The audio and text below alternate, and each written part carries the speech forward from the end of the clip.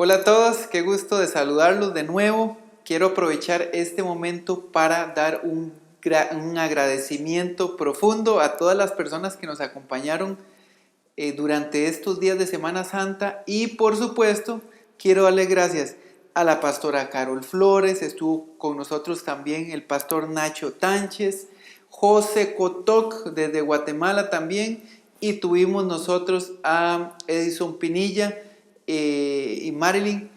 Un saludo, un abrazo, un agradecimiento a todos ellos, a sus familias también, que son parte fundamental en el servicio al Señor.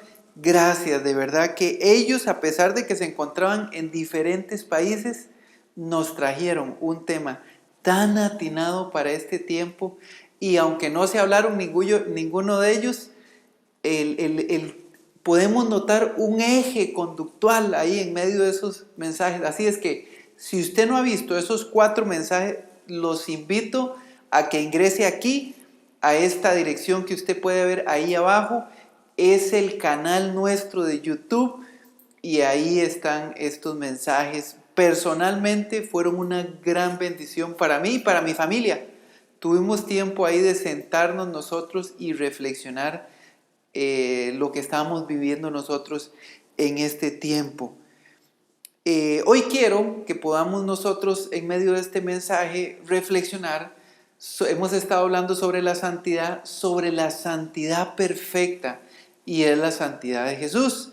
Hablamos nosotros que es un requisito la santidad, que usted y yo, si queremos ir al cielo, si queremos nosotros ver al Señor, necesitamos caminar en santidad. Así dice la palabra: sin santidad nadie verá al Señor. Y la santidad también tiene grandes beneficios. Ya hablamos de eso, de solamente algunos, porque son muchísimos, pero vimos algunos beneficios que tenemos nosotros cuando caminamos en santidad. Hoy quiero que nosotros reflexionemos sobre esa santidad perfecta que encontramos en Jesús. Y es que cuando nosotros estamos en un tiempo de bonanza o un tiempo de tranquilidad, caminar en santidad, aunque conlleva un gran esfuerzo de parte de nosotros y todo, pero es más sencillo que en un tiempo de gran dificultad. Y hoy quiero que nosotros pensemos, que venimos pasando nosotros de Semana Santa, de cómo Jesús en momentos muy sufridos, en momentos de un dolor tremendo, de soledad, de haber vivido, como la pastora Carol nos comentaba, de haber vivido el rechazo de sus amigos, de sus más cercanos, el estar viviendo cómo lo negaron. Bueno, son situaciones que duelen muchísimo el corazón, y si pensamos humanamente, no quisiéramos nosotros ser ligeros en perdonar o caminar rápido en el perdón, pero el ejemplo nuestro, que es Jesús, Jesús actuó tan diferente. Y hoy quiero que nosotros vayamos a la palabra y veamos. Yo saqué por lo menos 4 momentos en la vida de Jesús, 4 momentos que en ese tiempo de mucho sufrimiento, Él se conservó en una santidad perfecta. Él no tuvo un mal pensamiento, Él no pecó. Y hice un extracto buscando varios estudios de médicos allí, de estar mirando cuál es la perspectiva la perspectiva médica de lo que Jesús vivió en cuanto a su dolor o los golpes y todo. Me encontré varios materiales que me apoyo en ellos. Y bueno, Jesús llevó el peso de nuestro pecado en sus espaldas. Y antes de la crucifixión, porque tal vez pensamos en algún momento de aquel momento más famoso y más doloroso, pero mucho antes Él ya venía padeciendo y sufriendo. Acuérdense cómo Él mostraba ya claramente síntomas de un cansancio tremendo, un agotamiento. Él se había ido a orar la noche antes, después de compartir la última cena, Él se fue con los discípulos a orar porque él sabía lo que iba a padecer. Y en ese momento entró en un sufrimiento tan grande que quiero leer para ustedes cómo se llama ese término médico. Se llama donde los vasos sanguíneos se rompían en sus glándulas sudoríficas y emitían esas gotas rojas, ¿verdad? Esas gotas de sangre que caían al suelo. Eso lo podemos ver en Lucas, en el capítulo 22, verso 44, habla específicamente de ese momento. Y ese término médico se llama hematohidrosis o sudor de sangre. Estaba muy agotado y en un peligro de sufrir un colapso.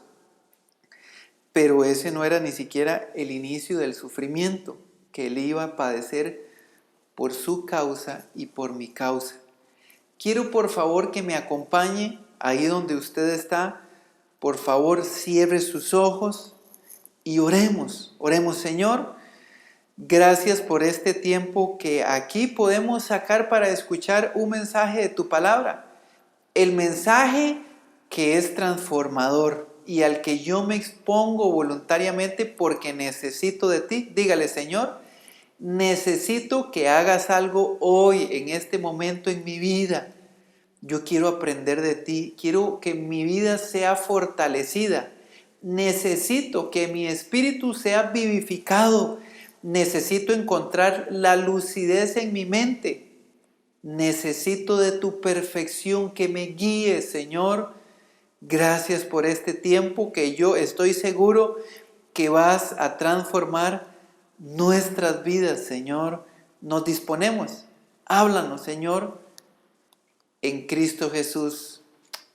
Amén y amén. Dije 4 momentos de un gran sufrimiento en la vida de Jesús en donde Él se conservó en perfecta santidad. Y quiero hablar de la flagelación, quiero hablar de la corona de espinas, quiero hablar de el camino al Calvario y de la crucifixión. Acompáñenme por favor al libro de Marcos en el capítulo 15, en el verso 5, y vamos a ver el punto número 1, la flagelación. Y dice el libro de Marcos: como quería satisfacer a la multitud, Pilato le soltó a Barrabás. A Jesús lo mandó azotar y lo entregó para que lo crucificaran. La flagelación era un preliminar legal, era requisito, siempre se hacía antes de la crucifixión. Los romanos lo acostumbraban a hacer.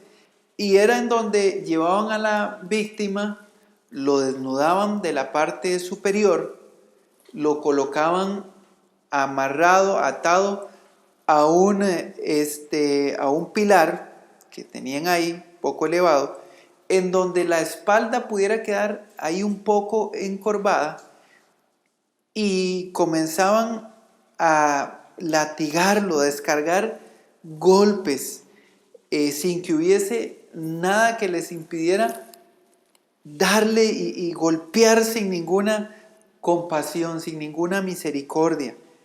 Lo que utilizaban para azotarlo era un azote corto que tenían varias cuerdas o unas correas que eran hechas de cuero, y al final le colocaban unas piezas o unas bolitas de metal, y además colocaban varias huesitos de oveja afilados, y lo que buscaban ellos hacer era provocar contusiones en el cuerpo, golpear con esas bolitas de metal, y además de eso, estos huesos filosos rasgaban la piel. Eso era lo que estaban haciendo con Jesús. Pilato lo manda a azotar. Entonces, esto provocaba laceraciones, cortaba hasta llegar no solamente la parte superficial de la piel, sino los músculos.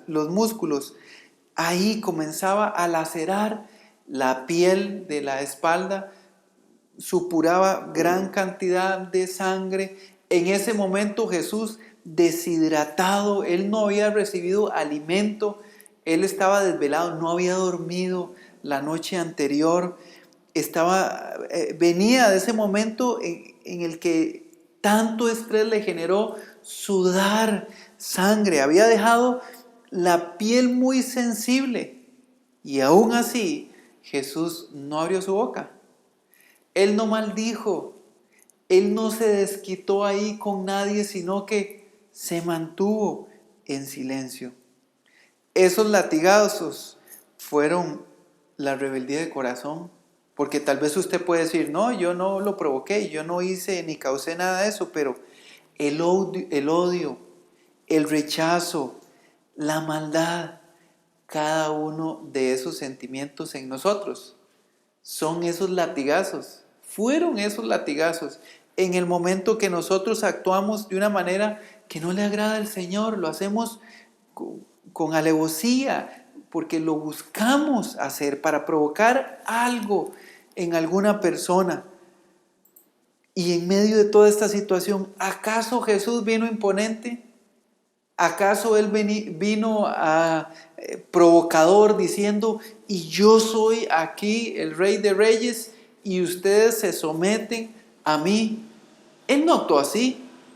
Él actuó caminando en silencio, soportando todos esos latigazos, ese gran dolor. Acompáñenme por favor a las Escrituras, porque este versículo, siento tanto amor de parte de Jesús. Apocalipsis 3:20, tan conocido por nosotros, y dice, mira que estoy a la puerta y llamo. Si alguno oye mi voz y abre la puerta, entraré y cenaré con él y él conmigo. Jesús no dice ahí, mira que vengo pateando y botando la puerta, aunque él lo pudiera hacer de esa manera. Dice, no, si alguien escucha mi voz. Y quiero detenerme un momento aquí y reflexionemos sobre esto. Esas palabras Jesús ya sabía lo que iba a padecer, ya sabía lo que nosotros íbamos a provocar en Él, y aún así, Él dice con tanto amor, si ustedes me buscan, me van a hallar. Si ustedes abren allí la puerta, yo voy a cenar con ustedes. Esto nos habla de comunión. Él quiere acercarse ahí donde usted está, a pesar de su pasado, a pesar de la maldad que haya salido de su corazón, de su vida. Él está llamando. Esa santidad perfecta es la que Él quiere hoy darnos, y que nosotros seamos conscientes que es imposible en nuestras fuerzas, pero sí necesitamos nosotros descansar y echarnos en los brazos del Señor.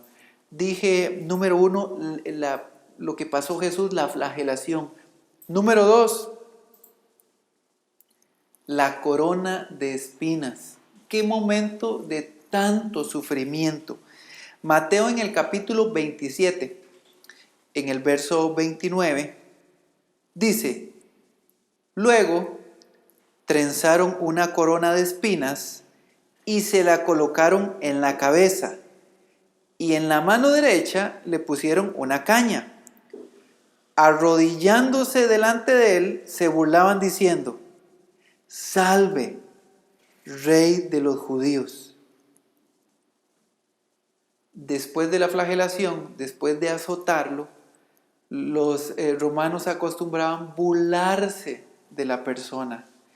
Y eso es lo que estaban haciendo ahí con Jesús, en donde lo llevan a un lugar y se burlan de su realeza, de colocarle, agarraron un arbusto, que según las personas que han investigado sobre eso, un arbusto que tenía unas espinas largas, curvas, trenzan con ese arbusto, con esas espinas, trenzan una corona y para burlarse de Jesús, se la colocan sobre su cabeza. Y no fue colocada como un sombrero, como una gorra, algo superficial, sino la empujaron provocándole un gran dolor, un sufrimiento allí, en donde comprometían las venas y todo lo que tenía en medio de la cabeza de Jesús fuerte, y comienzan a burlarse de él, a decirle: hey, salve, rey de los judíos. En ese estado de sufrimiento en el que Jesús había recibido tantos golpes, su espalda lacerada, y aún así le colocan sobre su cabeza en un cuerpo completamente magullado, cortado, sangrando, y dicen los médicos que habría llevado a cualquier persona en ese estado a un estado de shock, de colapso, en el que el cuerpo ya no puede más. Pero aún así se mantuvo Jesús allí recibiendo esas burlas. Dice en el verso 27 y 28, allí en el capítulo 27 del libro de Mateo: los soldados del gobernador llevaron a Jesús al palacio y reunieron a toda la tropa alrededor de él. Le quitaron la ropa y le pusieron un manto de color escarlata. Escuchen, buscan, golpean, le dan un gran sufrimiento injusto a Jesús, y aún así lo llevan al palacio. Y dicen los historiadores que el grupo que conformaban toda esa que estuvieron presentes en medio de esa coronación de Jesús eran como unos 400 o 600 personas. Imagínense, Jesús lo desnudaron enfrente de todas estas personas y burlándose de él, lo golpeaban, lo escupían, y con esa capa roja allí burlándose de Jesús. Ahora usted puede decir: no, yo no me he burlado de Jesús, jamás, pero de algún cristiano yo lo hice. Tal vez no lo hicimos en contra de Jesús, o tal vez sí, pero sobre algún cristiano, alguna persona que está buscando caminar ahí de manera íntegra, una burla hacia otra persona. ¿O acaso no nos hemos burlado en algún momento de la palabra del Señor? ¿O le hemos prometido algo? Lo buscamos, nos acercamos, hasta podemos haber llorado pidiéndole perdón al Señor, y nuestro corazón tal vez ha estado endurecido y realmente no estamos nosotros buscando cambiar, sino queremos solo que Él nos haga un milagro. Eso es burlarnos también de Jesús. Pero aún así, Él se mantuvo íntegro, su santidad fue perfecta. Él ahí se aguardó, se aguantó y soportó toda la burla que estaban provocándolo. Número 3, el camino a Gólgota. Le faltaba todavía bastante a Jesús después de haber vivido tanto sufrimiento. Y acompáñenme ahí al libro de Juan, en el capítulo 19 y en el verso 17. Dice: Jesús salió cargando su propia cruz hacia el lugar de la calavera, que en arameo se llama Gólgota. Una gran multitud se colocaba allí en ese camino hacia ese lugar, y ellos estaban expectantes, pero no hubo uno ahí que levantara la voz, que levantara la mano y dijera: esto es injusto, No hay nada que se le pruebe. De hecho, antes de tomar Pilato la decisión de que él fuera crucificado, se lo habían llevado y él no encontró nada. Y él dijo, yo no encuentro nada en contra de Jesús. Si él dice eso, pues habrá unos que crean, otros que no, pero eso no es causa de llevarlo a la cruz. Y aún así el pueblo siguió insistiendo y a viva voz decía que lo crucifiquen, que lo crucifiquen. No había una sola causa, no había alguien que se levantara en medio de esa multitud y dijera, él me hizo algo, él tiene que pagar por eso. Nadie. Entonces, en su integridad, en su santidad, él se mantuvo y dice la palabra que como oveja que es llevada al matadero, enmudeció. Él no dijo absolutamente, sino que obedeció el llamado del Padre. Eso era un circo, la multitud enardecida, vociferando mentiras, odio, orgullo, envidia, salida de las bocas de todas estas personas que se congregaban ahí. El peso del travesaño de la cruz que Jesús tenía que llevar era aproximadamente de 50 kilos. Y la distancia del camino hasta llegar allá al Gólgota eran aproximadamente 600 metros. Era un largo camino después de haber estado, de tener ese nivel de agotamiento. Y leo para ustedes Lucas en el capítulo 23, en el verso 26. Dice, cuando se lo llevaban, echaron mano de un tal Simón de Cirene, que volvía del campo, y le cargaron la cruz para que la llevara detrás de Jesús. Esto no fue una buena obra.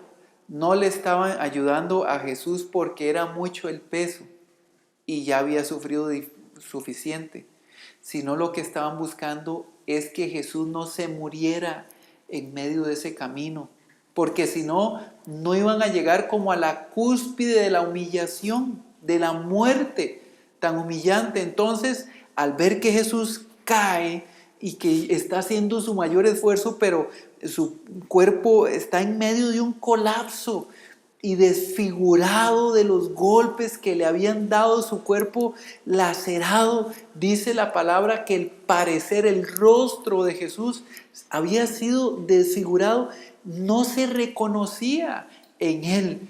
El mismo Jesús había sufrido demasiado, pero encuentran a un tal Simón y le dice, ayúdenos porque Jesús se puede morir aquí en el medio. Entonces no era una buena obra, sino estaban evitando que muriera en medio de ese camino, pero Jesús lo hace con los músculos desgarrados, su cuerpo completamente ensangrentado, y Él tiene en la mirada fija en usted, en mí. Él iba camino a cumplir ese llamado del Padre de pagar por todos los pecados. ¿Qué está saliendo de nuestras bocas?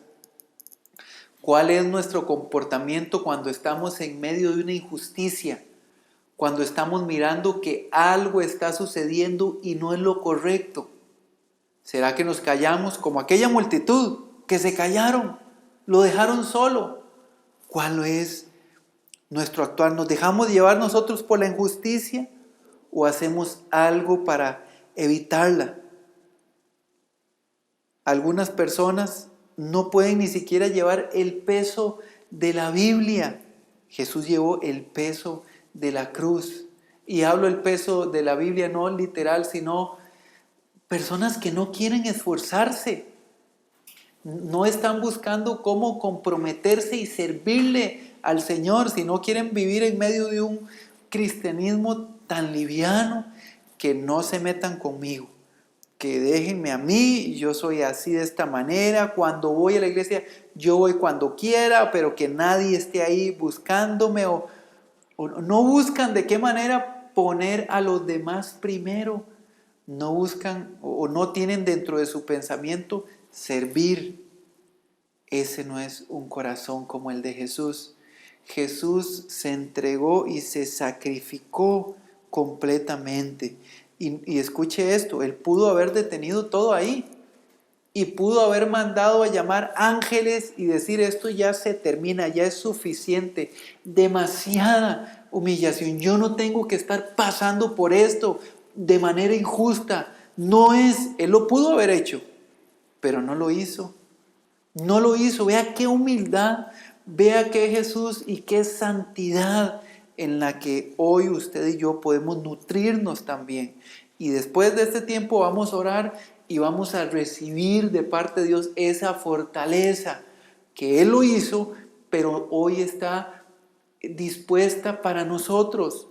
Él nos la trajo, nos la regala y nosotros tenemos que recibirla. No es tiempo para rendirnos de manera fácil. No podemos dejarnos llevar por el pecado tan liviano. El carácter es un momento de revisarnos. No podemos nosotros tener ese carácter tan liviano y enojarnos, ese carácter explosivo. Hoy tenemos que entregarle eso al Señor y decirle: Señor, yo necesito más del carácter tuyo. Yo necesito más también de esa humildad, de ese comportamiento. Hoy tenemos que, después de este mensaje, terminar dispuestos a ser transformados, ser diferentes. Y termino con el punto número 4, la crucifixión. En Lucas capítulo 23, en el verso 33, leo para ustedes, dice: cuando llegaron al lugar llamado La Calavera, lo crucificaron allí, junto con los criminales, uno a su derecha y otro a su izquierda. Los informes que analizan varias personas médicas del dolor causado hasta ese momento en la vida de Jesús, y dicen que el dolor que iba a provocar los clavos que traspasaron las manos de Jesús, que ni siquiera con ayuda de morfina podían bajar ese dolor tan intenso, tan ardiente, tan horrible. La ruptura del nervio plantar del pie con un clavo iba a tener también un efecto horripilante, horrible, de dolor muy agudo, intenso, que no iba a bajar ese dolor. Y también la postura en la que iba a estar Jesús en esa cruz, que le iba a causar dolor hasta respirar. Y menciona de cómo era más bien un estar pensando en la muerte próxima, en que llegara rápido la muerte. Un dolor tan intenso de todo lo que había vivido, que inclusive si soplara, leí un documento, un poquito de brisa, la piel estaba tan sensible, las laceraciones, todo lo que había vivido Jesús, que hasta una brisa le provocaba un gran dolor a Jesús. Un médico lo resumió como que era una sinfonía del dolor, producido por cada movimiento, por cada inspiración, por cada la respiración, un intenso, profundo. Lucas, en el capítulo 23, verso 34, dice: Padre, dijo Jesús, perdónalos, porque no saben lo que hacen. Qué palabras de Jesús. En lugar de llegar a ese momento y recriminar algo, Él aboga por todos los que estaban ahí causándole ese dolor, esa humillación. Y dice: perdónalos, ellos no saben lo que están haciendo. Es un llamado también para usted y para mí, para nosotros ser prontos en perdonar. Tenemos que dejar de juzgar, hacerlo a un lado. No le corresponde ni a usted ni a mí estar juzgando a nadie. Este es el momento para nosotros también liberar. ¿Hay alguna falta de perdón con la que estemos cargando hoy? Que usted diga, sí, es que me causó mucho daño, mucho mal. Este es un momento para nosotros aferrarnos a Jesús, a esa santidad perfecta y decirle, Señor, yo quiero ser santo también como tú eres santo. Y necesito que me ayudes a liberarme de este dolor, de lo que me hicieron, de lo que viví. Y decirle, Señor, yo también lo perdono, la perdono, aunque tal vez no sentimos hacerlo, pero decidimos dar ese paso y seguir el ejemplo de Jesús. Termino con esta cita en el libro de Juan, en el capítulo 1 y en el verso 29. Dice, al día siguiente, Juan vio a Jesús que se acercaba a él y dijo, aquí tienen al Cordero de Dios que quita el pecado del mundo. Podemos ver cómo en el Antiguo Testamento para el perdón de los pecados era necesario hacer sacrificio. Y el sacrificio tenía que ser un cordero perfecto, no podía tener nada malo ni en sus patas, tenía que ser un cordero puro, sin mancha, nada tenía que tener. Y Jesús, dice aquí Juan, Él es el Cordero de Dios, Él fue el sacrificio perfecto, estamos hablando de esa santidad perfecta. Él se guardó, pero ¿por qué lo hizo? Para quitar, para limpiar nuestros pecados. Hoy es un bonito tiempo para que nosotros oremos y digámosle, Señor, realmente fuiste perfecto, fuiste allí a la cruz y padeciste estos momentos tan dolorosos y te conservaste santo, y decirle, Señor, yo quiero ser como tú. Cierre un momento los ojos ahí donde está usted y vamos a orar. Señor, gracias. Qué mensaje de tu palabra tan bonito cuando nosotros pasamos por estas citas y vemos cómo tu ejemplo trasciende de lo natural. Fuiste perfecto y eres perfecto y también nos regalas de esa santidad. Señor, yo quiero ser como tú, de verdad. Yo necesito ser como tú y te pido que me ayudes, que quites de mi vida todas aquellas cosas que tal vez yo he puesto, esos estorbos. Y Señor, que pueda ser purificado a través de tu sangre preciosa y que mi comportamiento sea más como el tuyo, Señor. Que mis pasos sean siguiendo los tuyos. Ayúdame, Señor, a perdonar, a que sea rápido en perdonar, Señor, y que sea muy lento para enojarme.